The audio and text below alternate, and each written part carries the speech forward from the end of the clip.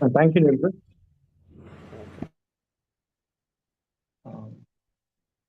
Sir start பண்ணலாம் sir class. Yes, sir.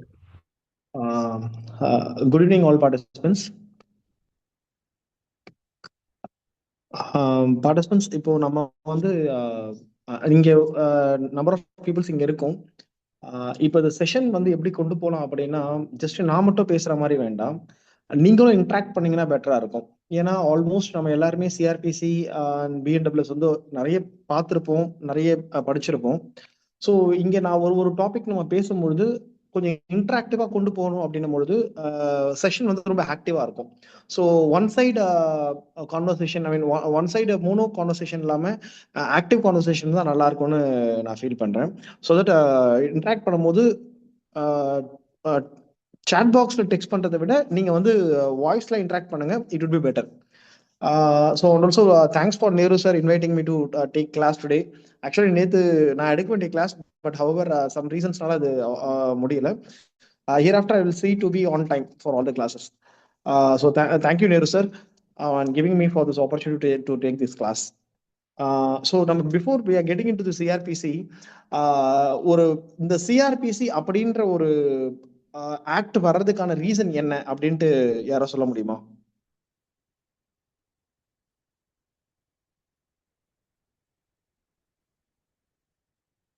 Participants?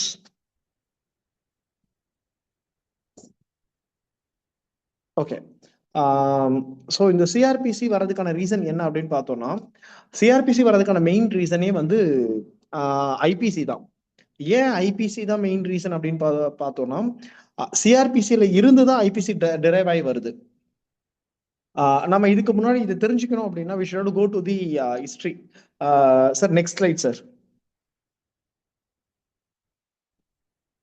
Okay. First இந்த law வந்து எங்க பிறந்தது அப்படின்னு ஏதாவது ஐடியா இருக்கா? இந்த லா அப்படின்ற ஒரு விஷயம் இன்னைக்கு நம்ம ஃபாலோ பண்ணிட்டு இருக்க லா அப்படின்றது எங்க பிறந்து எங்க வளர்ந்து எங்க வந்ததுன்னு சொல்லிட்டு,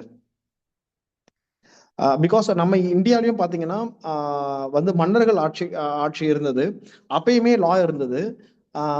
பட் ஆனா இன்னைக்கு நம்ம யூஸ் பண்ணிட்டு இருக்க லா வந்து அது கிடையாது. ஸோ இந்த லா எங்க பிறந்தது அப்படின்னு பார்த்தா,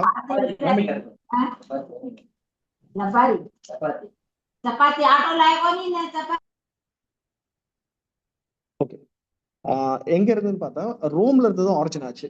ஸோ ரோம்ல இருந்து ஆரிஜின் ஆகி பிரிட்டிஷ் பீப்புளுடைய லாவை தான் நம்ம இன்னைக்கு ஃபாலோ பண்ணிக்கிட்டு இருக்கோம். இந்த பிரிட்டிஷ் பீப்புளோட லா வந்து பாத்தீங்கன்னா அது வந்து அன்கோடிஃபைட் லாஸ் தான். ஈவன் ஸ்டில் நவ் யூகேலையும் இங்கிலாந்துலயும் பாத்தீங்கன்னா தி லாஸ் அன்கோடிஃபைடு. ஆனா நமக்கு மட்டும் இந்தியாவை ரூல் பண்ண வந்த பிரிட்டிஷ் பீப்புள் என்ன பண்ணாங்கன்னா, இங்க வந்து ஒரு கோடிஃபைட் லா வேணும் அப்படின்னு சொல்லிட்டு ஒரு லா கொண்டு வராங்க. அப்ப இந்த ஐபிசி அப்படின்ற ஒரு விஷயத்த வந்து லார்ட் மெக்காலே வந்து டிராஃப்ட் பண்ணி கொண்டு வராரு. இதுக்கு அந்த ஐபிசி வர்றதுக்கு முன்னாடி என்ன பண்றாங்க அப்படின்னா, சிஆர்பிசி தான். சிஆர்பிசிலேயே வந்து பனிஷ்மெண்ட்ஸும் இருந்தது. அதாவது ஃபர்ஸ்ட் வந்த சிஆர்பிசி 1882 ஐ மீன் 1861 தான் ஃபர்ஸ்ட் சிஆர்பிசி கொண்டு வராங்க. அந்த 1861 கொண்டு வர சிஆர்பிசி இருக்கு இல்லையா, அந்த சிஆர்பிசிக்குள்ளேயே வந்து நிறைய ப்ரொவிஷன் பனிஷ்மெண்ட் ப்ரொவிஷன்ஸும் இருந்தது. சப்சிக்வெண்டா அப்புறமேட்டு ஐபிசி கொண்டு வராங்க. அண்ட் தென் 1882 வந்து ஒரு ப்ரொசீஜர் திருப்பி ஒரு கோட் பாஸ் பண்றாங்க. அப்புறம் 1898 ஒரு கோடு பாஸ் பண்றாங்க. அப்புறம் 1898 அந்த ஸ்டாச்சுல நிறைய ரீப்ளேஸ்மெண்ட் இருந்தது. இதெல்லாம் போக இன்னைக்கு நம்ம 1973 நம்ம யூஸ் பண்ண சிஆர்பிசி கோடு வந்து அதாவது ஃபிஃப்த் லா கமிஷன் சொல்லக்கூடிய ஃபிஃப்த் லா கமிஷன் ரெக்கமெண்டேஷன்ல 41st ரிப்போர்ட்டா கொண்டு வந்தாங்க. ஸோ அதுதான் வந்து 1973 சிஆர்பிசி கோடா கொண்டு வந்து நம்ம ஃபாலோ பண்ணிட்டு இருக்கோம். இந்த சிஆர்பிசி கோடு வந்து ப்ரொசீஜரல் லாவா இல்ல அப்ஜெக்டிவ் லாவா இல்ல இது வந்து என்ன லான்னு சொல்ல முடியுமா?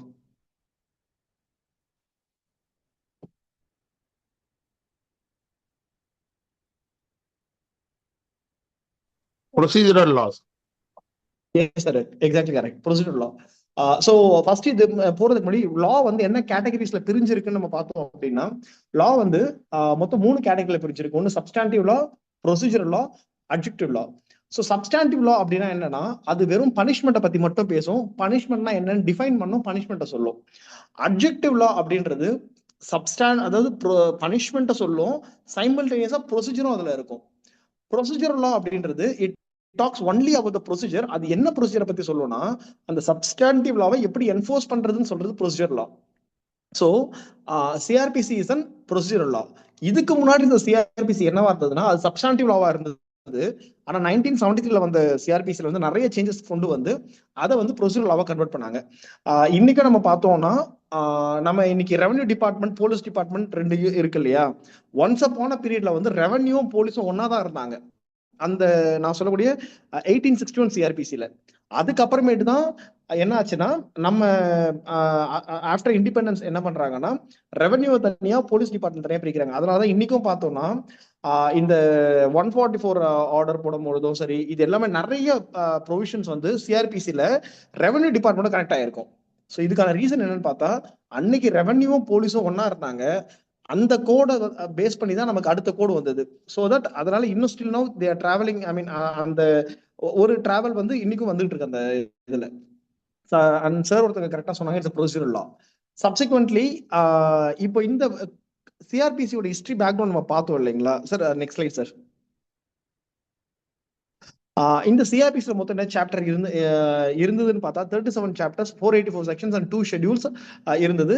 சப்சிக்வெண்டா இன்னைக்கு சிஆர்பிசியை வந்து பாரதிய நாகரிக் சுரக்ஷா சங்கீதா, அதாவது BNSS வந்து ரீப்ளேஸ் பண்ணியிருக்காங்க. Sir next slide sir. இந்த சிஆர்பிசி வரதுக்கான கான்செப்ட் என்ன அப்படின்னு பார்த்தா, ஆல்ரெடி நான் சொன்னதுதான், இது வந்து ஒரு ப்ரொசீஜர் லா.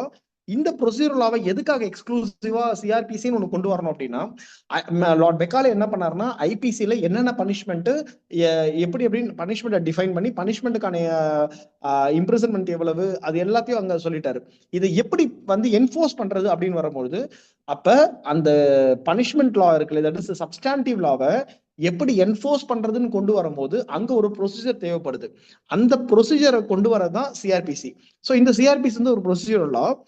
ரெண்டாவது, இந்த சிஆர்பிசியோட மெயின் கோர் என்னன்னு பாத்தீங்கன்னா, fair trial.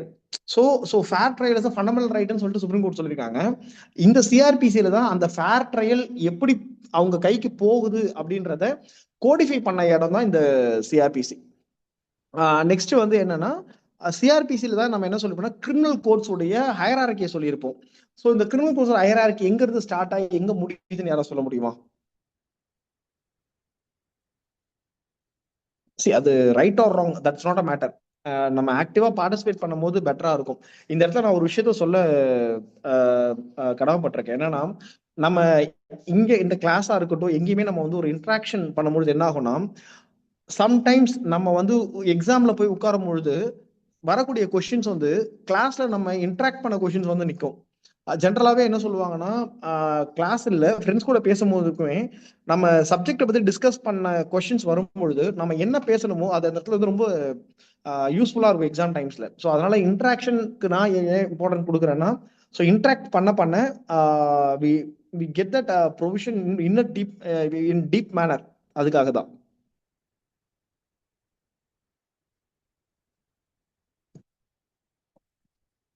So hierarchy of the criminal codes யாருக்கா தெரிஞ்சா சொல்லலாம். Whether it is right or wrong, that is different.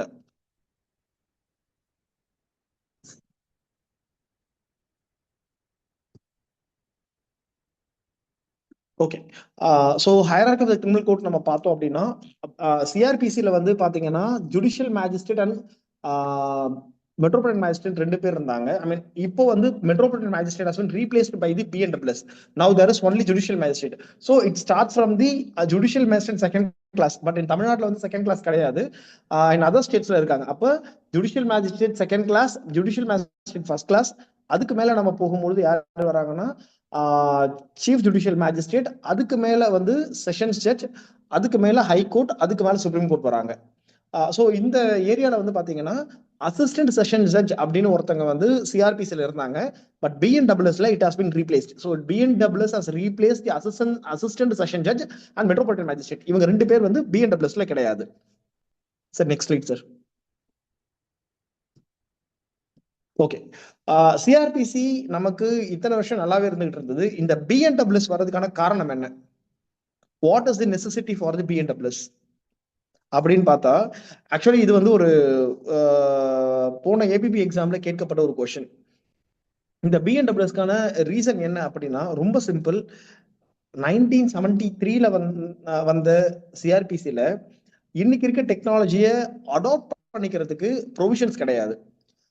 இப்போ 2025 அண்ட் ஐ மீன் இந்த பிஎன்டபிள்யூஎஸ் வரும்போது 2023ல இருந்த டெக்னாலஜி ரொம்ப அதிகம். ஐ மீன் இன்னைக்கு யூஸ் பண்ற டெக்னாலஜி, இந்த டெக்னாலஜி யூஸ் பண்ணி எப்படி நம்மளுடைய லா சிஸ்டம் இருக்கு இல்லையா, இந்த லா சிஸ்டமை எப்படி நம்ம வந்து ஸ்ட்ரீம்லைன் பண்ண போறோம் அப்படின்றதுக்காக ஒரு ஸ்ட்ரீம்லைன் பண்ணணும் அப்படின்னு சொல்லிட்டு தான் சிஆர்பிசியை ரீப்ளேஸ் பண்ணி பிஎன்டபிள்யூஎஸ் கொண்டு வராங்க. இந்த பிஎன்டபிள்யூஎஸ் வந்து எப்போ கொண்டு வராங்க அப்படின்னு பாத்தீங்கன்னா, இதை நோட் பண்ணிக்கோங்க.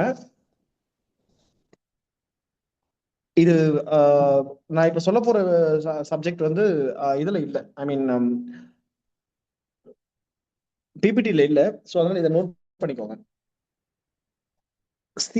பிஎன்டபிள்யூஎஸ் ஃபர்ஸ்ட் பில் எப்ப பாஸ் பண்றாங்கன்னா லோக்சபால 2012-2023 லோக்சபால ஃபர்ஸ்ட் பில் பாஸ் ஆகுது.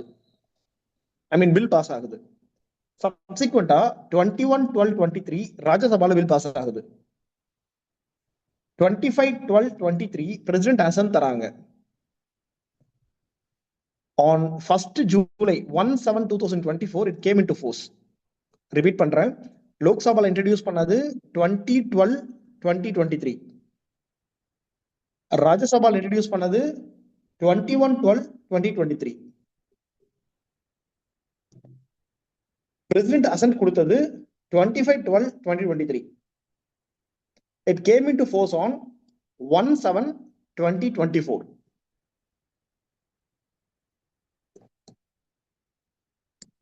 ஓகே, இந்த பிஎன்டபிள்யூஎஸ் வர்றதுக்கான ரீசன் ஆப்ஜெக்ட் என்னன்றதை நம்ம இப்போ ஸ்கிரீன்ல டிஸ்பிளே பண்ணியிருக்கோம் இல்லையா, இதை வேணா ஸ்கிரீன்ஷாட் எடுத்து வச்சுக்கோங்க, ஏன்னா இது ரொம்ப இம்பார்ட்டன்டான area. Excuse me, sir. Sir, introduced and passed the same data, sir. Pardon, sir? Lok Sabha and Rajya Sabha introduced and passed the same data. Yes, sir. It was introduced and passed on the same day. On the same day. Thank you, sir. Yes, sir. Lok Sabha 2012-2023, Rajya Sabha 21-12-2023. Got it, President Assent, sir. President Assent 25-12-2023 came into force 1/7/2024. Sir, இதை வந்து நம்ம என்ன பண்ணோம்னா கொஞ்சம் memorise பண்ணி ஞாபகத்தில் வச்சுக்கணும். எக்ஸாம்ல எழுதும் பொழுது எங்கேயாவது ஒரு இடத்துல உள்ள இதை வந்து நம்ம ஆட் பண்ணி விட்டு வச்சுக்கோங்களேன். ஸோ கரெக்ஷன் பண்றவங்களுக்கு பரவாயில்ல, இன்டெப்தா படிச்சிருக்காங்க அப்படின்ற மாதிரி ஒரு இது இருக்கும்.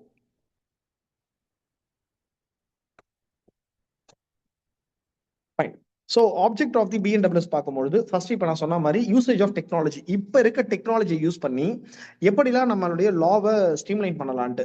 ஸோ இந்த டெக்னாலஜி யூஸ் பண்ணி நம்ம லீகல் சிஸ்டம் எப்படி ஸ்ட்ரீம்லைன் பண்ணலான்னு பார்த்தாங்கன்னா, நம்ம டெக்னாலஜி யூஸ் பண்ணிட்டு இப்போ இன்னைக்கு நம்ம சென்ட் பண்ணக்கூடிய வாட்ஸ்அப்ல சம்மன் அனுப்புறாங்க இல்லையா, service of summons, and then investigation ரிப்போர்ட்டுக்கு வந்து நிறைய யூசேஜ் பண்ணக்கூடிய இந்த டெக்னாலஜி எல்லாமே யூஸ் பண்ணிட்டு இருக்காங்க. ஃபார் எக்ஸாம்பிள் சாக்ஷியம் அப்படின்னு சொல்லிட்டு ஒன்று இருக்கு. இதை பத்தி கேள்விப்பட்டிருக்கீங்களா யாராவது?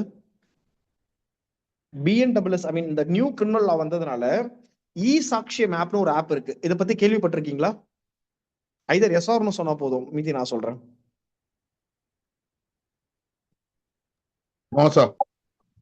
ஓகே சார், இப்போ சாக்ஷியம் ஆப் அப்படின்றது யார் யூஸ் பண்ணுவாங்க அப்படின்னா, நீங்களும் நானும் யூஸ் பண்ண முடியாது, ஜட்ஜஸும்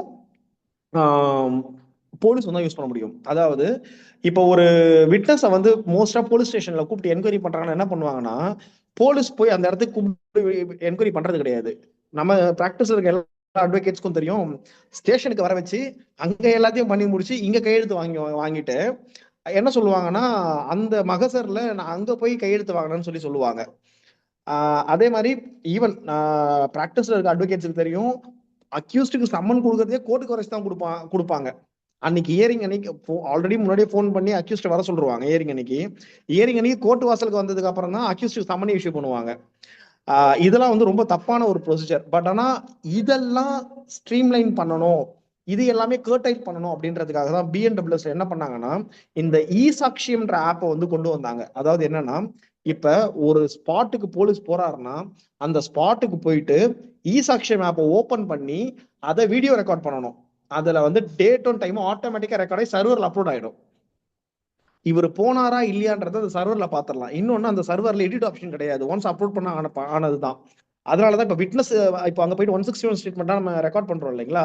161 ஸ்டேட்மெண்ட் எல்லாம் ரெக்கார்ட் பண்ணும்பொழுது இந்த இ சாக்ஷி மேப்ல டைரக்டா ரெக்கார்ட் பண்ணணும் அவங்க. ரெண்டாவது இந்த இ சாக்ஷி மேப் வந்து இதுக்கு மட்டும் யூஸ் பண்ணல. இந்த இ சாக்ஷி மேப்பை யாரு சூப்பர்வைஸ் பண்ணுவாங்கன்னா அந்த கன்சர்ன் ஜூரிஸ்டிக்ஷன் மேஜிஸ்ட்ரேட் சூப்பர்வைஸ் பண்ணுவாரு. அப்ப இவங்க பண்ற எல்லா மத்த வேலை எல்லாமே இ சாக்ஷி மேப் வந்ததுனால கர்டைல் ஆயிடுச்சு. ஏதாவது இதுல வந்து அதாவது உள்ள போய் எடிட் பண்ணலாம் அப்படின்ற ஆப்ஷன் எதுவுமே இல்லாததுனால எதுவுமே செய்ய முடியாது. ஸோ இதனால என்ன ஆகுதுன்னா இப்போ 161 ஸ்டேட்மெண்ட் கொடுத்துட்டு அவங்க வந்து லிஸ்ட் ஆஃப் விட்னஸா வருவாங்க. நாளைக்கு லிஸ்ட் ஆஃப் விட்னஸா வந்து நாளைக்கு ஆஸ்திரேலியா ஆகிற விட்னஸ் எல்லாம் இருக்காங்க இல்லையா? இந்த ஆஸ்திரேலியா ஆகிற விட்னஸ் எல்லாம் எப்படி ஆவாங்கன்னா காம்ப்ரமைஸ் ஆகணும் ஆஸ்திரேலியா ஆயிடுவாங்க. இல்ல அக்யூஸ்ட் கிட்ட ஏதோ ஒண்ணு கிடைச்சி அவங்க வந்து காம்ப்ரமைஸ் ஆயிடுறாங்க. இது எல்லாமே இந்த இ சாக்ஷி மேப் மூலமா தடுக்கப்படுது. ஸோ தட் விக்டிம்க்கு ஜஸ்டிஸ் வந்து ரெண்டர் ஆகுது. அதாவது justice is render to the victim இந்த இ சாக்ஷி மேப்னால. இது வந்து ஒரு பெரிய பெரிய டெவலப்மெண்ட் நம்ம கிரிமினல் லால. And then coming to that இப்போ வந்து பாத்தீங்கன்னா பிஎன்டபிள்யூஎஸ்ல சிஆர்பிசில இருந்த ப்ரொவிஷன்ஸை தாண்டி இப்ப எல்லா ப்ரொவிஷனும் டைம் லைன் கொண்டு வந்துட்டாங்க. அதுல எக்ஸ்க்ளூசிவா சில டைம் லைன் சொல்ல முடியுமா?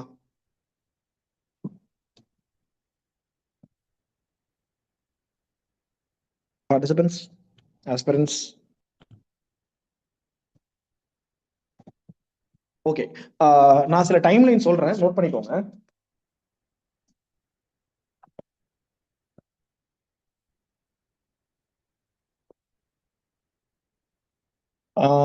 சிஆர்பிசில செக்ஷன் 43, இப்போ பிஎன்டபிள்யூஎஸ்ல செக்ஷன் 40.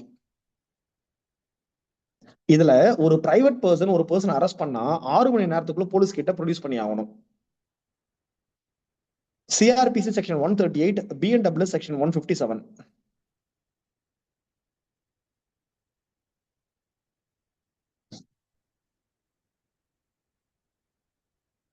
இதுல ஒருத்தர் மேல அந்த நியூசன்ஸ் ரிமூவ் பண்ணுவாங்க இல்லையா?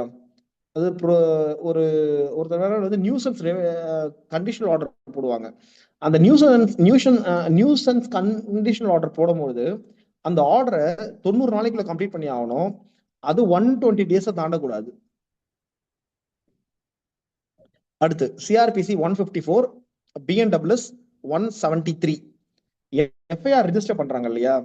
எலக்ட்ரானிக் எஃப்ஐஆர், அதாவது நம்ம வந்து ஆன்லைன்லயே எஃப்ஐஆர் ஆன்லைன்லயே கம்ப்ளைண்ட் கொடுத்துருவோம். கம்ப்ளைண்ட்ல ஆன்லைன்லயும் இன்ஃபர்மேஷன் கொடுத்துருவோம். ஆக்சுவலி இது நம்ம எல்லாருக்கும் ஒரு விஷயம் தெரிஞ்சிருக்கும். நான் வந்து ரிப்பீட் பண்றேன். நம்ம போலீஸ் ஸ்டேஷன்ல கொடுக்கறது கம்ப்ளைண்டா இன்ஃபர்மேஷனான்னு கேட்டா போலீஸ் ஸ்டேஷன் நம்ம கொடுக்கறது பேர் கம்ப்ளைண்ட் கிடையாது. கலோக்கியெல்லாம் நம்ம போலீஸ் ஸ்டேஷன்ல கம்ப்ளைண்ட் பேசி அதை நம்ம கம்ப்ளைண்ட்ற மாதிரி ஆக்கிட்டோம். ஆனா நம்ம எக்ஸாம் பாயிண்ட் ஆஃப் வியூல பார்க்கும்பொழுது complaint can be given only before the magistrate. கம்ப்ளைண்ட்னாலே அது மேஜிஸ்ட்ரேட் கிட்ட மட்டும் தான் கொடுக்க முடியும் as per CrPC and BNWS. Police station நம்ம கொடுக்கறதுக்கு பேரு இன்ஃபர்மேஷன். அந்த இன்ஃபர்மேஷனை ரெக்கார்ட் பண்றது தான் ஃபர்ஸ்ட் இன்ஃபர்மேஷன் ரிப்போர்ட், அதான் எஃப்ஐஆர். ஸோ 173 பிஎன்டபிள்யூஎஸ், 154 சிஆர்பிசில நம்ம ஒரு இன்ஃபர்மேஷன் எலக்ட்ரானிக் மோட்ல நம்ம கொடுக்குறோம் வச்சுக்கோங்களேன். அதாவது இப்போ தமிழ்நாடு போலீஸை பொறுத்தவரையும் ஆன்லைன்லயே இப்போ வந்து நம்ம கம்ப்ளைண்ட் கொடுக்கலாம். கம்ப்ளைண்ட்னா இன்ஃபர்மேஷன் கொடுக்கலான் இருக்கு. அப்போ ஆன்லைன்லயே நம்ம இன்ஃபர்மேஷன் கொடுக்கும்பொழுது அந்த இன்ஃபர்மேஷன் கொடுத்த உடனே வித்தின் 3 days நம்ம இன் பர்சனா போயிட்டு அங்க வந்து சைன் பண்ணணும். இதை வந்து பிஎன்டபிள்யூஎஸ்ல கொண்டு வந்திருக்காங்க. அடுத்து சிஆர்பிசி 155, பிஎன்டபிள்யூஎஸ் 174. இதுல வந்து பாத்தீங்கன்னா டெய்லி ரிப்போர்ட் வந்து காக்னிசபிள் கேசஸ் பத்தி டெய்லி ரிப்போர்ட் போலீஸ் எழுதுவாங்க. அதை 4th ரைட், அதாவது இமிடியேட்டா மேஜிஸ்ட்ரேட்டுக்கு சென்ட் பண்ணணும் அப்படின்னு கொண்டு வந்திருக்காங்க. அதாவது டெய்லி ரிப்போர்ட், அதாவது நம்ம வந்து என்ன சொல்லுவாங்கன்னா ஜிடி ஃபைல்னு சொல்லுவாங்க. அந்த ஜிடி ஃபைல் வந்து டெய்லி மேஜிஸ்ட்ரேட் கண்ணுன்னு சொல்லியிருக்காங்க. Next 164 capital A of CrPC and 184 of BNWS. இதுல வந்து பார்த்தோம்னா ஒரு ரேப் விக்டிம் உடைய மெடிக்கல் எக்ஸாமினேஷன் வந்து வித்தின் 7 days சப்மிட் பண்ணணும்னு டைம் லைன் செட் பண்ணியிருக்காங்க. அதுக்கடுத்து சிஆர்பிசி 165, பிஎன்டபிள்யூஎஸ் 185 சப்செக்ஷன் 5. இதுல என்ன சொல்றாங்கன்னா ஒரு ரெக்கார்ட்ஸ் வந்து சர்ச் பண்ண சொல்லி மேஜிஸ்ட்ரேட் உத்தரவு போட்டார்னா அதை வந்து 48 மணி நேரத்துக்குள்ள பண்ணி ஆகணும் அப்படின்றாங்க. Next 173 CrPC, 193 பிஎன்டபிள்எஸ். தட் இஸ் என்னன்னா சார்ஜ் ஷீட் ஃபைல் பண்ற செக்ஷன். இப்ப சார்ஜ் ஷீட்டை ஃபைல் பண்ணும்போது, ஐ மீன் சார்ஜ் ஷீட்னா போலீஸ் ரிப்போர்ட்.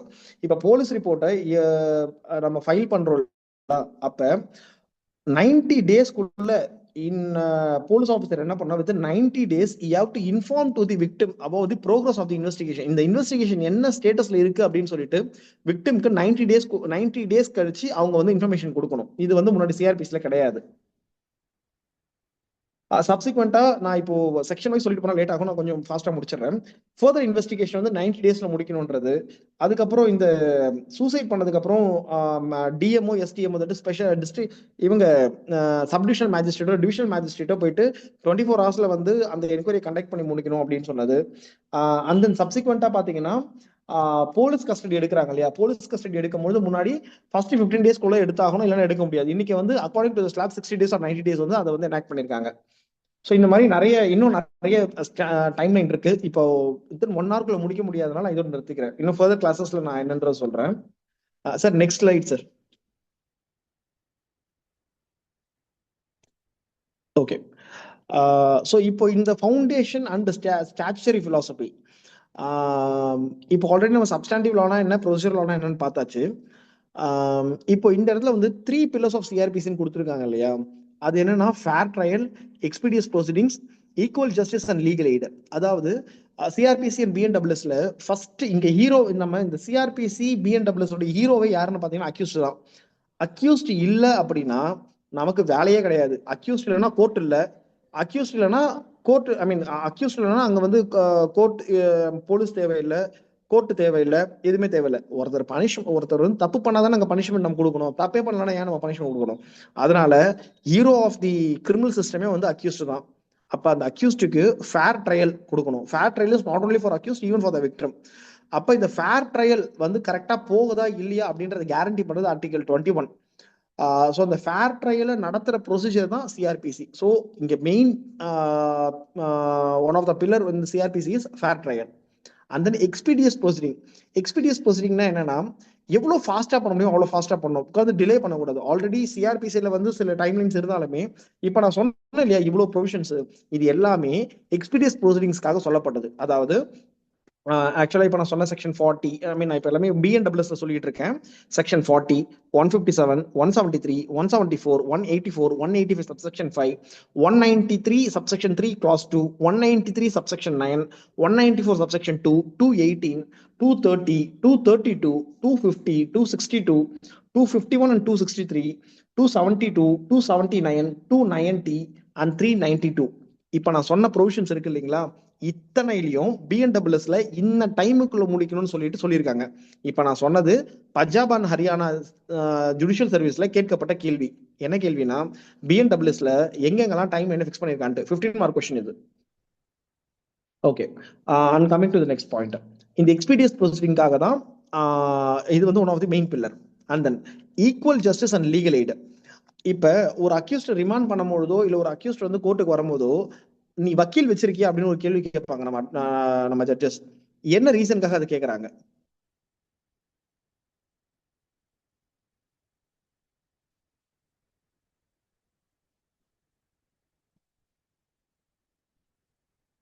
ஆஸ்பிரன்ஸ் அந்த லீகல் எய்ட் கொடுக்கிறதுக்காக.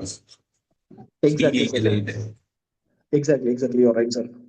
ஸோ ஏன் இந்த லீகல் எய்ட் கொடுக்கணும் அப்படின்னா, நம்ம எல்லாருக்கும் தெரியும் அஜ்மல் கசாப் பத்தி தெரியும். அஜ்மல் கசாப் யாருன்னா, நம்ம பார்லிமெண்ட்ல பாம் பிளாஸ்ட் பண்ணவன்.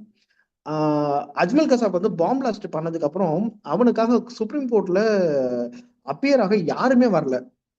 அப்ப சுப்ரீம் கோர்ட் என்ன சொன்னாங்கன்னா, அவ என்ன வேணா பண்ணிட்டோம், Ajmal Kasab has done an heinous offense which was given a threat to the national security. அப்படிப்பட்டவனா இருந்தா கூட அவனுடைய சைடு இருக்கக்கூடிய நியாயத்தை நம்ம கேட்கணும். That is audi alteram partem, hearing both sides. So 2 சைடை கேட்டுதான் நம்ம வந்து ஹியர் பண்ணிட்டு we should have to deliver the judgment. I mean we should have to deliver the justice. அப்படின்றதுனால அவங்க இப்போ நிறைய பேரால அட்வொகேட் வைக்க முடியவங்க வச்சுக்கலாம்.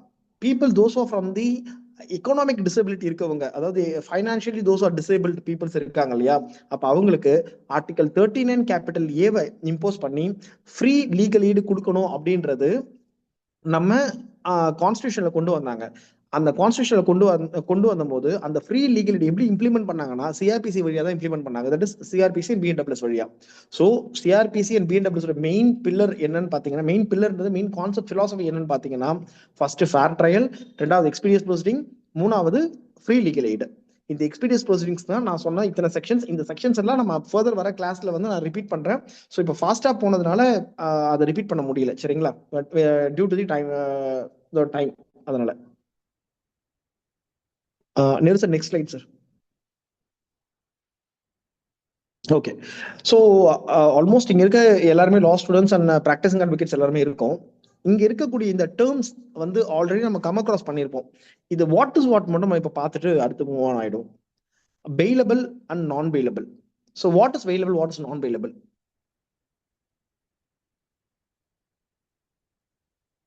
சிம்பிள். பெயிலபிள்னா ஒண்ணுமே கிடையாது. சிஆர்பிசில ஷெட்யூல் 1ல எதெல்லாம் பெயிலபிள் இருக்கோ அதெல்லாம் பெயிலபிள். அதர் தன் திஸ் மித் எல்லாமே நான் பெயிலபிள், அவ்வளவுதான். இன்னொரு விஷயம் சொல்லலாம், நான் பெயிலபிள் சொல்லலாம் அப்படின்னா, bailable can be I mean bailable offence வந்து it's right of the accused, அது வந்து கொடுத்தே ஆகணும். Non bailable it's a discretion of the judge அப்படின்னு ஒரு கிளாசிபிகேஷன் நம்ம சொல்லலாம். கமிங் டு நெக்ஸ்ட், இப்போ இந்த பெயிலபிள் நான் பெயிலபிள்ல வேற ஏதாவது பாயிண்ட் ஆட் பண்ண விரும்புறீங்களா? ஏன்னா being an advocate and being an budding advocate நம்ம வந்து நிறைய விஷயத்தை கிராஸ் பண்ணி வந்திருப்போம்.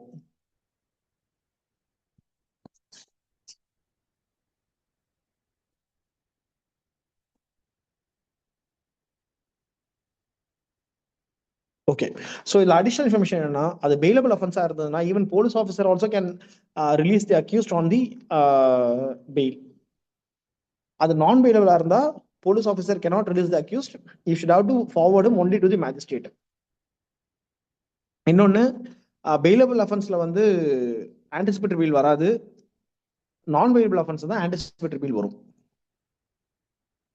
மோஸ்ட்லி பெயிலபிள் அஃபென்ஸ் எல்லாமே வந்து பாத்தீங்கன்னா கொஞ்சம் சீரியஸ் அதாவது சீரியஸ் கம்மியா, ஐ மீன் லெஸ் சீரியஸ் நேச்சரா இருக்கும். நான் பெயிலபிள் அஃபென்ஸ் எல்லாமே பாத்தீங்கன்னா மச் மோர் சீரியஸ்னஸ் இருந்தால் தான் அது வந்து நான் பெயிலபிளா இருந்திருக்கும். இதோட கோர் என்னன்னா, பெயிலபிள்னா என்னன்னா ஷெட்யூல் 1 ஆஃப் த சிஆர்பிசில எதுலாம் சொல்லிச்சோ அதெல்லாம் பெயிலபிள். அதர் தன் திஸ் அது எல்லாமே நான் பெயிலபிள்.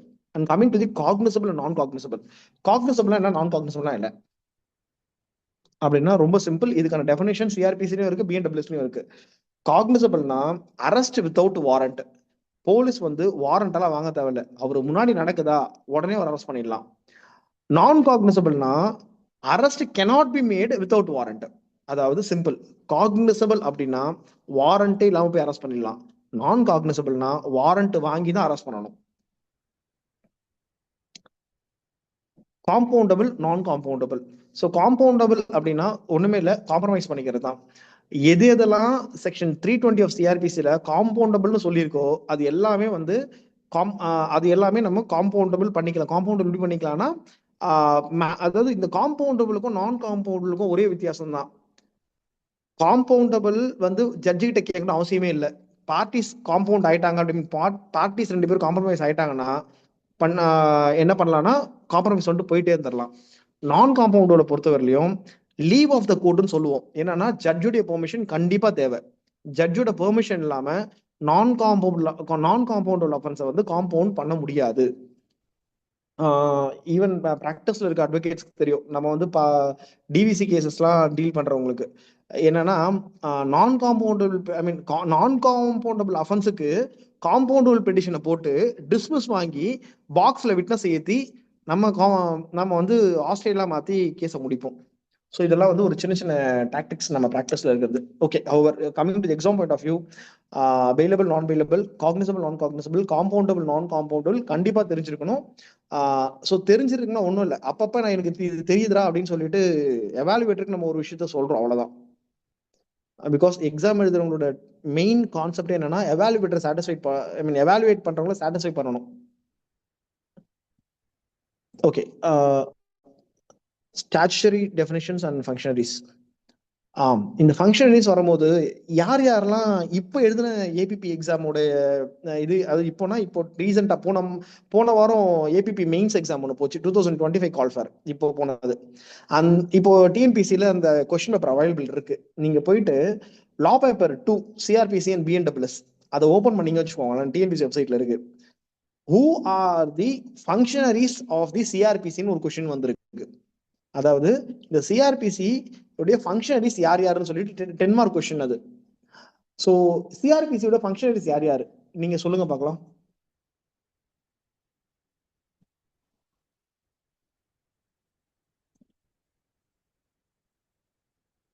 சார் கொஞ்சம் பார்ட்டிசிபேட் பண்ணலாம், அமைதியாவே இருந்தா எப்படி?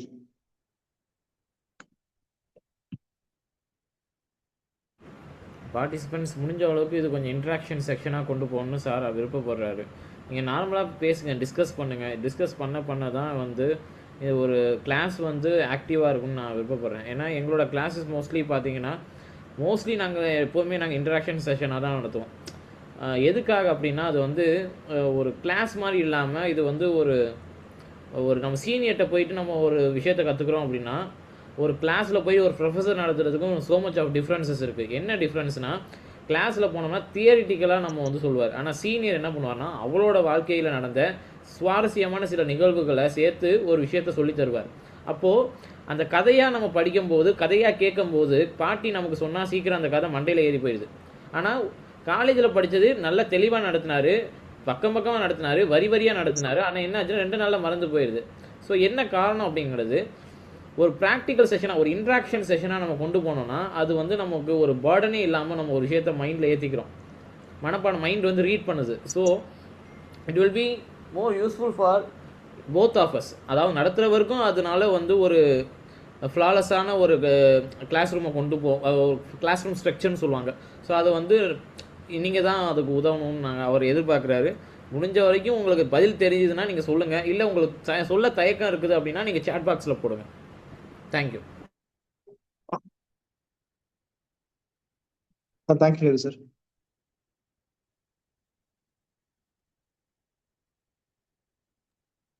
இந்த police, court, magistrate, PP, defence counsel, prison authorities, superintendent of jail, இவங்களாம் தான் ஃபங்க்ஷனரிஸ் நினைக்கிறேன். Correct sir, you are absolutely correct.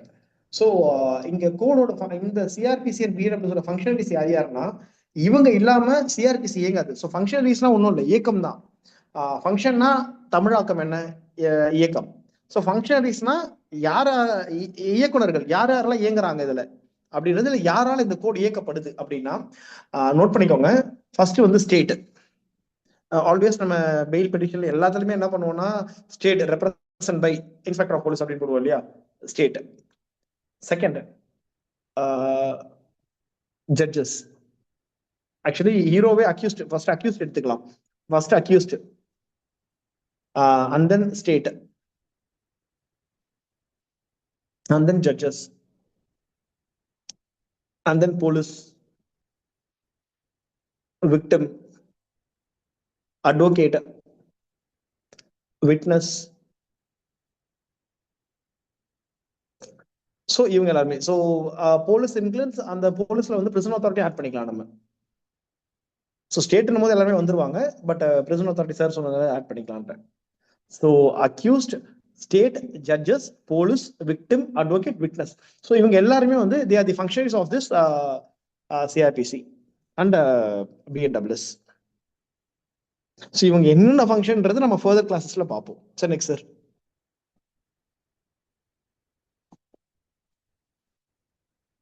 Okay, arrest, machines and rights.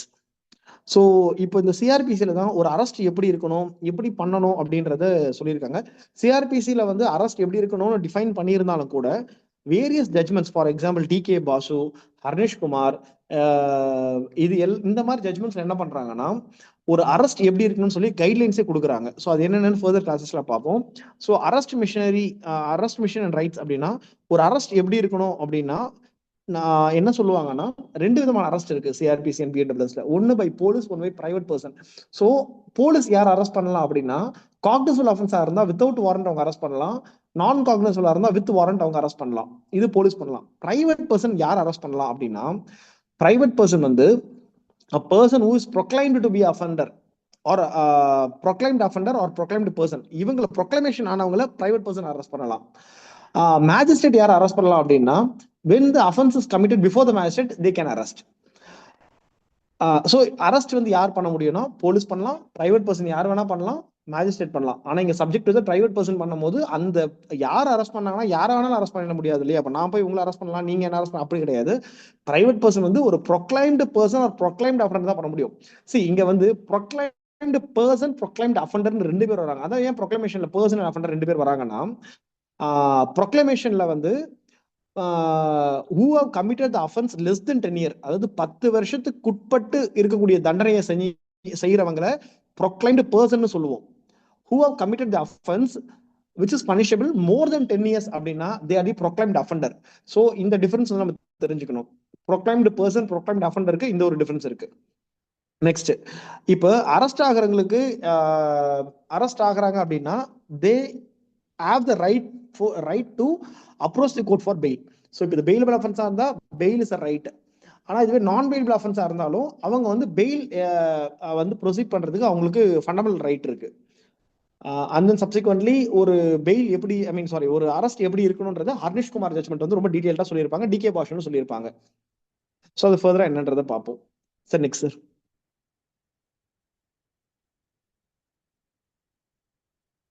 Okay, so appearance and production.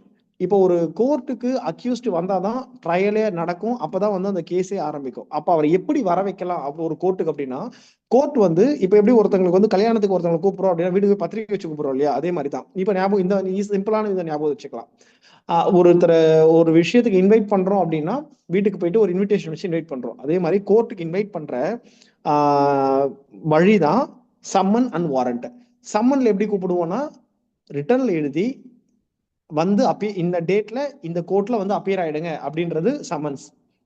வாரண்ட்ன்றது நீ வரல, அவர் வரமாட்டார் போது கையை பிடிச்சிருந்தது வாரண்ட். கையை பிடிச்சிருந்தா என்னன்னா he is been brought before the court. அதாவது நம்ம ப்ரொவிஷன்ல பாத்தீங்கன்னா சம்மனுக்கு வந்து அப்பியர்னு இருக்கும், வாரண்ட்டுக்கு வந்து brought-ன்னு இருக்கும். அப்பியர்னா தானா வந்து அப்பியர் ஆவாரு, வாரண்ட்னா போலீஸ் அவரை இழுத்து நிறுவாங்க, அதான் brought-ன்னு இருக்கும். Summon and warrant simple. கோர்ட்ல அப்பியர் ஆகிறதுக்கு கோர்ட் சம்மன் அனுப்பி அவங்க வராங்கன்னா, அதாவது சம்மனுடைய ஷார்ட் ஃபார்ம் என்னன்னா சம்மனுடைய ஷார்ட்டா என்ன சொல்லணும்னா appear and answer for the question. Summon வந்திருக்கு அப்படின்னா we should appear before the court and answer for the question what is given, what is questioned before the court, questioned by the court.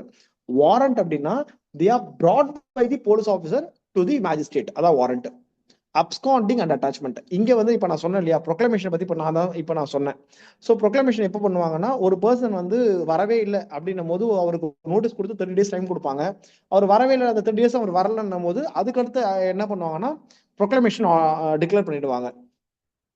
Proclamation அப்படின்னா absconding person, அதாவது ஆள் வந்து ஆளே காணோம், ஆள் அட்ரஸில் காணாம போயிட்டார் அப்படின்றோம் இல்லைங்களா, அவங்களுக்கு சப்சிக்வெண்டா இந்த ப்ரொக்ளைம்டு பர்சனோட ப்ராப்பர்ட்டியை வந்து அட்டாச்மெண்ட்டும் பண்ணுவாங்க. அந்த அட்டாச்மெண்ட் எப்படி நடக்கும்னா ரெவன்யூ ப்ரொசீஜர் என்னவோ அது மாதிரி நடக்கும். And then search and seizure. So search and seizure அப்படின்றது என்னன்னா, இப்போ ஒரு இடத்துல போயிட்டு போலீஸ் சர்ச் பண்ண, ஒரு வீட்டுக்குள்ள வந்து சர்ச் பண்ணணும், இல்லை ஒரு இடத்த போய் சர்ச் பண்ணணும், இல்லை ஒரு ப்ராப்பர்ட்டியை வந்து சீஸ் பண்ணணும் அப்படின்னா ஆல்மோஸ்ட் இது வந்து these are the very important area in the process of collection of evidence. So collection of evidence is done under the search and seizure. அப்போ ஒரு எஸ்ஓசின்னு சொல்லக்கூடிய சீன் ஆஃப் கிரைம்க்கு போலீஸ் வந்து போயிட்டு அங்க அவங்களுக்கு கிடைச்ச இன்ஃபர்மேஷன் பேஸ் பண்ணி சர்ச் பண்ணுவாங்க. அந்த சர்ச் பண்றதுக்கும் they should get some summon or warrant வந்து வாங்கணும். அதை வாங்கி தான் அவங்க சர்ச் பண்ணுவோம். அதை தான் வந்து 91 of CRPC 93, 98 வந்து டீல் பண்ணும். இது என்னன்றது நம்ம ப்ரொவிஷன்லாம் ப்ரொவிஷன் வைஸ் போகும்போது இன் டெப்தா பார்ப்போம். Sir next sir. And subsequently police investigation and statement. So actually CRPC படிக்கணும் அப்படின்னாலே நம்ம இங்க இருந்தா ஸ்டார்ட் பண்ணணும். ஒரு CRPC வந்து செக்ஷன் 1ல இருந்து படிக்கிறதை விட எப்போ அது ஆரம்பிக்கிறது ப்ராக்டிக்கலான்னு பார்க்கும்போது, ஒரு அஃபென்ஸ் நடக்கணும், அந்த அஃபென்ஸ்க்கு அப்புறம் ப்ரொசீஜருமே ஆரம்பிக்கும். அப்ப ஒரு அஃபென்ஸ் நடந்த உடனே அது இன்ஃபர்மேஷனா போலீஸ்க்கு வரணும். அந்த கொடுக்கக்கூடிய ஃபர்ஸ்ட் இன்ஃபர்மேஷன் தான் ஃபர்ஸ்ட் இன்ஃபர்மேஷன் ரிப்போர்ட். அது வந்து 154ல வருது. சப்சிக்வெண்டா இன்ஃபர்மேஷன் வந்த உடனே போலீஸ் என்ன பண்ணணும்னா ஸ்டேட் பிரிஸ்கிரைப்டு டைரின்னு சொல்லிட்டு ஸ்டேட் பிரிஸ்கிரைப்டு புக்குன்னு சொல்லிட்டு ப்ரொவிஷன்ல இருக்கும். அதுதான் வந்து தமிழ்நாடு பொறுத்தவரையிலையும் ஜிடின்னு சொல்லுவோம், ஜெனரல் டைரி. அதுல போலீஸ் இன்ஃபர்மேஷன் ரெக்கார்ட் பண்ணி சப்ஸ்டன்ஸ் ஆஃப் இன்ஃபர்மேஷன் ரெக்கார்ட் பண்ணிட்டு உடனே எஸ்ஓசின்னு சொல்லக்கூடிய ஸ்பாட்டுக்கு போயிட்டு அங்க இருக்க விட்னஸ்க்கு இன்ட்ராகேஷன் பண்ணி ஸ்டேட்மெண்ட்ல ரெக்கார்ட் பண்ணணும். அந்த ஸ்டேட்மெண்ட் ரெக்கார்ட் பண்ணி சப்சிக்வெண்டா என்ன பண்ணணும், கலெக்ஷன் ஆஃப் எவிடன்ஸ் எல்லாம் முடிஞ்சதுக்கு அப்புறம் ஃபைனல் ரிப்போர்ட்டை 173 அண்ட் நவ் இட் இஸ் 193 இல்லையா, அது வந்து மேஜிஸ்ட்ரேட் கிட்ட ப்ரொடியூஸ் பண்ணணும். Sir next sir.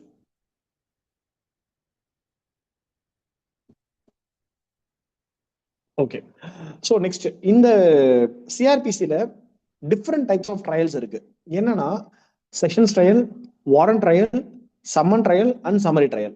ஸோ இங்க என்னன்னா ஏன் செஷன் ட்ரையல் அப்படின்னா session trial is done in the court of session. அதாவது இங்க நம்ம ஹையரார்கி பார்த்தோம் இல்லையா, ஹையரார்கில வந்து கிரிமினல் கோர்ட்ல எங்கிருந்து ஆரம்பிக்கிறாங்க, கீழே மேஜிஸ்ட்ரேட் கோர்ட்ல இருந்து, அதாவது judicial magistrate class 1 class 2 and then அவங்களுக்கு மேல கோர்ட் ஆஃப் செஷன், அதுக்கு மேல ஹை கோர்ட், அதுக்கு மேல சுப்ரீம் கோர்ட். இப்போ கீழே இருக்கக்கூடிய ஜுடிஷியல் மேஜிஸ்ட்ரேட் பிஎன்டபிள்யூஎஸ் பொறுத்தவரையிலையும், இதுவே சிஆர்பிசியில பார்த்தோம்னா judicial magistrate first class, second class and then metropolitan magistrate. அதுக்கு மேல பார்த்தோம்னா assistant session judge and session judge. இப்போ எந்த கோர்ட்ல எந்த ட்ரையல் ஃபாலோ பண்ணணும் அப்படின்னு சொல்லிட்டு இங்க சிஆர்பிசி அண்ட் பிஎன்டபிள்யூஎஸ்ல வந்து ப்ரொசீஜர் பிரிஸ்கிரைப் பண்ணிருக்காங்க. அதனால செஷன்ஸ் கோர்ட்ல செஷன்ஸ் ட்ரையல பிரிஸ்கிரைப் பண்ணிருக்காங்க. So sessions trial in sessions court, warrant trial, summon trial, summary trial in the magistrate court. So warrant trial warrant ட்ரையல்ல 2 கேட்டகரி வரும். On police report, other than police report ரெண்டு வரும். அதை private கேஸ்ல deal பண்றது. இந்த warrant trial என்ன, summons என்ன, சம்மரி ட்ரையல் என்ன, ப்ரொவிஷனுக்குள்ள போகும்போது நம்ம பார்ப்போம். Sir next sir. Okay,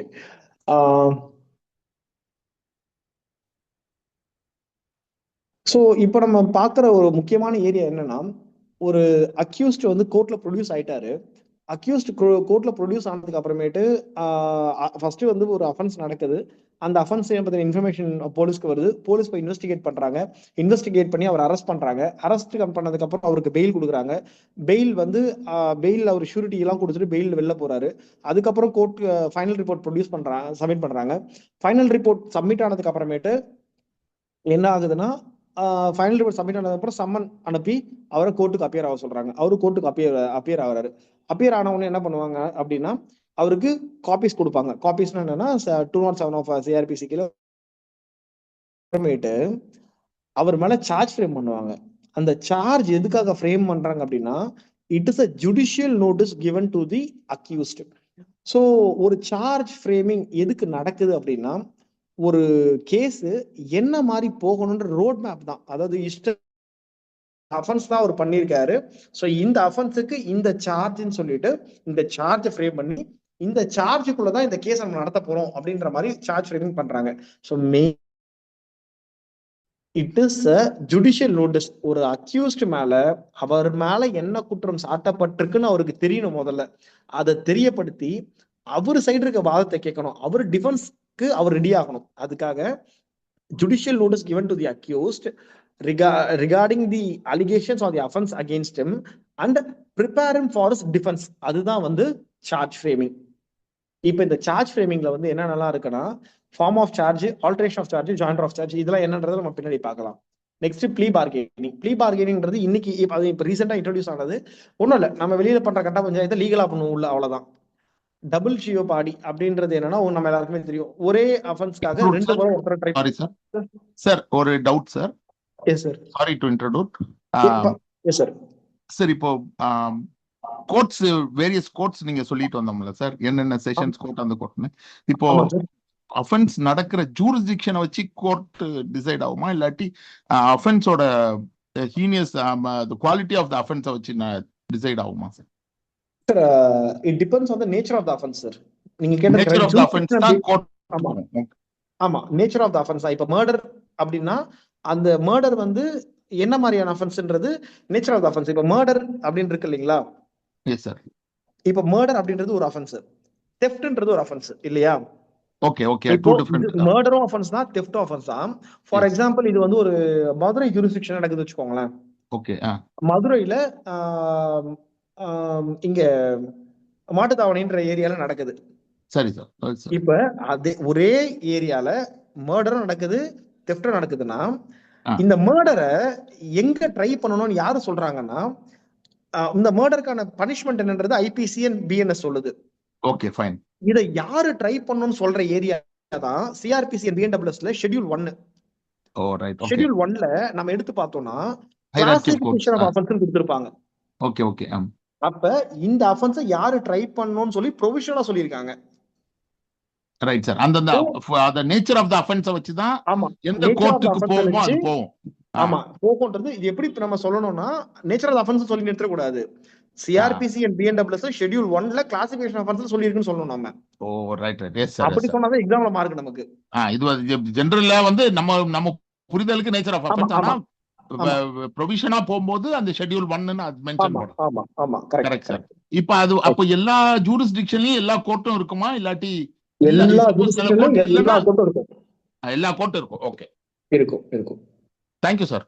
sorry. Okay suppose அந்த கோர்ட் இல்லனா கூட அத பார்க்கிறதுக்கு இன்னொரு கோர்ட் இருக்கும். ரைட். ஓகே. ஹையரோ இல்லாட்டி சப்சைடோ. ஆமா ஒரு எக்ஸாம்பிள் சொல்றேன். இப்ப சென்னை சிட்டியை பொறுத்தவரைக்கும் சென்னையில வந்து ஃபேமிலி கோர்ட்னு தனி கோர்ட் இருக்கு. அப்ப ஃபேமிலி கேஸ் என்ன நடந்தாலும் நீங்க வந்து வேற கோர்ட்லாம் போடக்கூடாது. ஃபேமிலி கோர்ட் 8 கோர்ட் இருக்குங்க சென்னையில. அப்ப ஃபேமிலி கோர்ட்ல தான் போடணும். இதுவே நீங்க வந்து வேற டிஸ்ட்ரிக்ட் ஃபார் எக்ஸாம்பிள் ஒரு எக்ஸ்ன்ற டிஸ்ட்ரிக்ட் வச்சுக்கோங்களேன். அந்த எக்ஸ்ன்ற டிஸ்ட்ரிக்ட்ல வந்து ஃபேமிலி கோர்ட்டே கிடையாது. அப்ப அங்க ஃபேமிலி கேஸ் கொண்டு போய் எங்க ஃபைல் பண்ணுவீங்க அப்படின்னா it should be filed before the subject. அதுக்கு அங்க என்ன கோர்ட் இருக்கோ அந்த கோர்ட்ல. ஆமா இதுதான் வந்து அட்மினிஸ்ட்ரேஷன் ஆஃப் ஜஸ்டிஸ்னு சொல்றாங்க. அட்மினிஸ்ட்ரேஷன் ஆஃப் கோர்ட்ஸ்னு சொல்லுவாங்க. ஓ ரைட் சார்.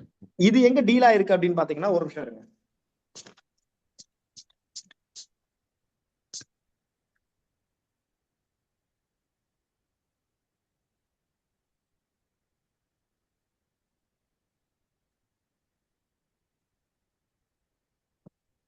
சார் ரொம்ப சர்ச் பண்ணா பரவாயில்ல சார். அடுத்து இதுல இல்ல சார் இதுல ஒரு நிமிஷம்.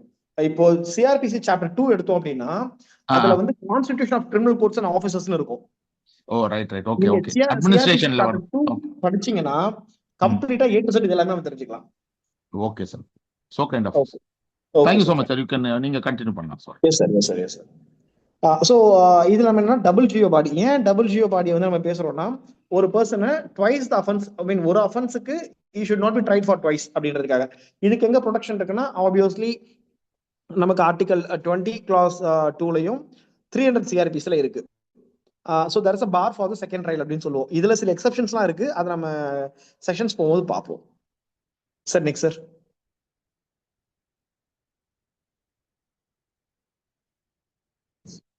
சார் ப்ளீ பார்கெனிங் நீங்க மிஸ் பண்ணிட்டீங்கன்னு நினைக்கிறேன். சார் சொல்லுங்க சார். Simple sir. ப்ளீ பார்கெனிங்லாம் ஒன்றும் இல்லை. லீகலா நம்ம உட்காந்து பண்ற பஞ்சாயத்து. இப்போ ப்ளீ பார்கெனிங்ன்றது என்னன்னா அக்யூஸ்டே தானா வந்து நான் வந்து காம்ப்ரமைஸ் பண்ணிக்கிறேன் அப்படின்னு வரும்பொழுது அங்க என்ன பண்றாங்க அப்படின்னா அங்க வந்து அக்யூஸ்ட் ஒரு அப்ளிகேஷன் கொடுக்கணும். அந்த அப்ளிகேஷன் எதுக்கு கொடுக்கணும் அப்படின்னா offence which is less than 7 years இருக்கும் போது அங்க அப்ளிகேஷன் கொடுக்கணும். அந்த அப்ளிகேஷனுக்கு ஆப்போசிட் பார்ட்டி ஒத்துக்கணும். ஒத்துனதுக்கு அப்புறம் என்ன பண்ணுவாங்கன்னா ஜட்ஜு, மேஜிஸ்ட்ரேட்டு, ப்ராசிக்யூட்டர் 3 பேரை உட்காந்து அவங்களுக்குள்ள நம்ம பேசி முடிக்கிறது தான் ப்ளீ பார்கெனிங். ஸோ இது நம்ம ப்ரொவிஷனா டீட்டெயிலா பார்க்கலாம் sir. And then judgments, appeals and revision. So இங்க வந்து ஒரு ஜட்மெண்ட்டை ப்ரொனவுன்ஸ் பண்ணும்போது எப்படி ஜட்மெண்ட்டை ப்ரொனவுன்ஸ் பண்ணணும் அப்படின்னு சொல்லிட்டு 353 to 365 ஆஃப் தி சிஆர்பிசியில் சொல்லியிருக்காங்க. சப்சிக்வெண்டா அப்பீல் எங்க இருக்கு, அப்பீல், ரெஃபரன்ஸ், ரிவிஷன் இதை பத்தியும் நம்ம சிஆர்பிசியில் சொல்லியிருக்காங்க. இங்க சப்சிக்வெண்டா இந்த ஜட்மெண்ட் ஏரியா இருக்கு இல்லையா, சிவில் ஜட்ஜ் ஆஸ்பிரண்ட்க்கு ரொம்ப ரொம்ப முக்கியமான ஏரியா இது. ஏன்னா ஒரு ஜட்மெண்ட் ரைட்டிங்ல எப்படி ஜட்மெண்ட் இருக்கணும் அப்படின்றத சொல்லக்கூடிய ஏரியா இது. அதாவது நம்ம சிவில் ஜட்ஜஸ்க்கு ஒரு ரொம்ப முக்கியமான ஏரியா வந்து 2. ஒன்று சார்ஜ் ஃப்ரேமிங், இன்னொன்று ஜட்மெண்ட் ரைட்டிங். ஸோ சார்ஜ் ஃப்ரேமிங்கை பொறுத்தவரையிலையும் நமக்கு சார்ஜ் ஃப்ரேமிங் உடைய ஃபார்ம் ஆஃப் கண்டென்ட் ஆஃப் சார்ஜில் ஆரம்பிச்சு அந்த ஆல்ட்ரேஷன் ஆஃப் சார்ஜ், அதுக்கப்புறம் ஜாயிண்ட் ஆஃப் சார்ஜ், இது எல்லாமே நம்ம ரொம்ப தெளிவாக படிச்சுக்கிட்டோம் அப்படின்னா சார்ஜ் ஃப்ரேமிங் ரொம்ப யூஸ்ஃபுல்லா இருக்கும். சப்சிக்வெண்டா ஏபிபி எக்ஸாம் பொறுத்தவரையிலுமே சார்ஜ் ஃப்ரேமிங் இருக்கு. ஸோ அதனால ஈவன் சார்ஜ் ஃப்ரேமிங் மட்டும் இல்லாமல் சார்ஜ் ஃப்ரேமிங்ல கொஸ்டின்ஸும் இருக்கு. ஆக்சுவலா இந்த ஏபிபி எக்ஸாம் இப்போ போச்சு இல்லையா, அதுல வந்து சார்ஜ் ஃப்ரேமிங்கே கேட்கல. என்ன பண்ணிட்டாங்கன்னா டைரக்டா கொண்டு போய் 15 மார்க்கா போட்டு சார்ஜ் ஃப்ரேமிங் எஸ்ஏ டைப்ல கேட்டு விட்டாங்க 15 மார்க்ல. I mean what are the conditions for the charges அப்படின்ற மாதிரி ஒரே கொஸ்டின் 10 மார்க்கும் வந்து 15 மார்க்கும் வந்தது. ஜாயிண்ட் ஆஃப் சார்ஜஸ் 15 மார்க்லையும் கேட்டிருக்காங்க 10 மார்க்லையும் கேட்டிருக்காங்க. Okay sir, next sir. It is a very important area. என்னன்னா மெயின்டெனன்ஸ். இந்த maintenance section 125 CRPC now in 144 of BNWS. So BNWSல 144, CRPCல 125. இந்த மெயின்டெனன்ஸ் வந்து நம்ம ஆர்டிகல் 44ஓட கனெக்ட் ஆயிருக்கு. அது எப்படின்னு யாராவது சொல்ல முடியுமா? Article 44 is uniform civil code.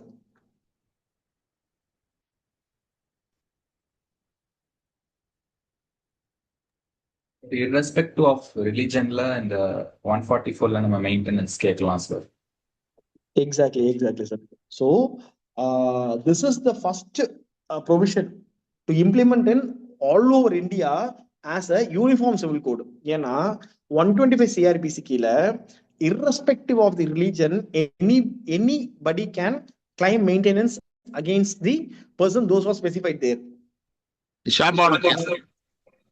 Sir, Shah Bano case தானே sir? yes exactly sir. Shah Bano தான். ஸோ சார் சொன்ன கேஸ்லா தான் நான் அந்த கேஸ்லா சொல்றேன், நோட் பண்ணிக்கோங்க.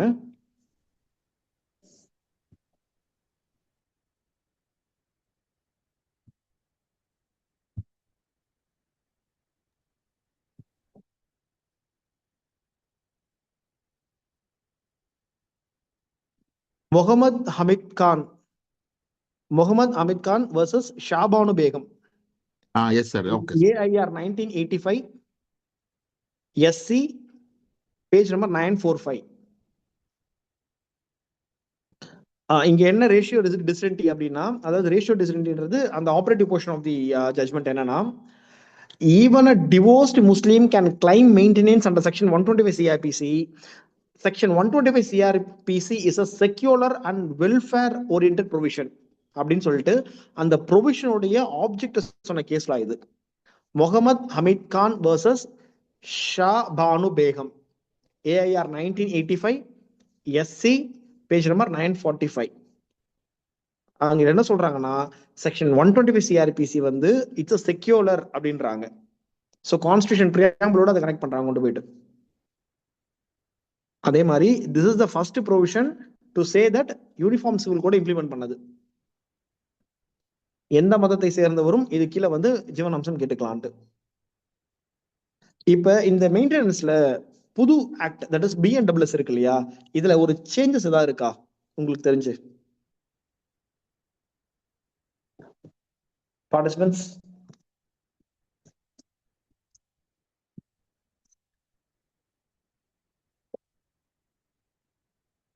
இல்ல கரெக்டா தப்ப சொல்லுங்க பாத்துக்கலாம். SR ஒன்னாச்சு.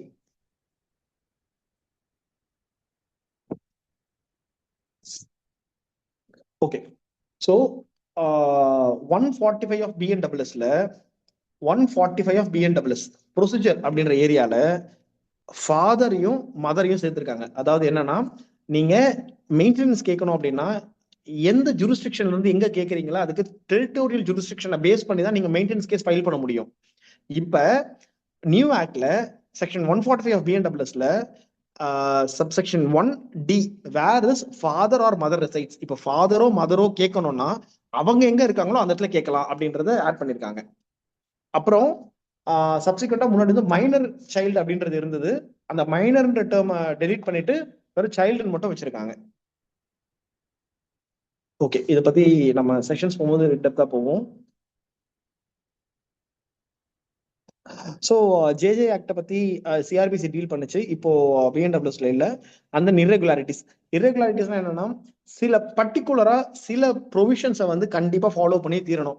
அதை ஃபாலோ பண்ணல அப்படின்னா இட் விஷியேட் த ப்ரொசீடிங் சொல்லிடுவாங்க. விஷியேட் த ப்ரொசீடிங்னா அந்த பண்ணதே தப்பு. அதாவது என்னன்னா, ஒரு ட்ரையல் நடக்குது, அதுல வந்து ஒரு சார்ஜை ஃப்ரேம் பண்ணும்போது அக்யூஸ்டுக்கு ப்ராப்பரான சார்ஜை ஃப்ரேம் பண்ணல, அவரால் டிஃபென்ஸ் ப்ராப்பரா எடுக்க முடியலன்னா இட் விஷியேட் த ப்ரொசீடிங்ஸ் இல்லையா? அப்போ அந்த ட்ரையலே வந்து இன்வாலிட் சொல்லிட்டு என்ன பண்ணா டினோவா ட்ரையல் அனுப்பிச்சு விட்டுருவாங்க. அது மாதிரி எது இர்ரெகுலாரிட்டிஸ்ல vitiate the trial which does not vitiate the ட்ரையல்னு சொல்லிட்டு இங்க செக்ஷன் 160 அண்ட் 16 சாரி 460 அண்ட் 461 சொல்லும் சிஆர்பிசில. Sir next sir.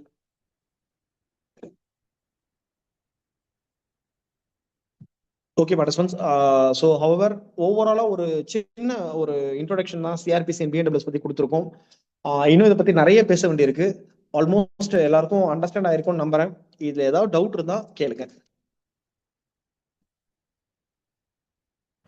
ஒரு நிமிஷம் சார், நான் அந்த ரெக்கார்டு கேன்சல் பண்ணுறேன், அதுக்கப்புறம் வந்து டவுட்ஸ் ஓகே.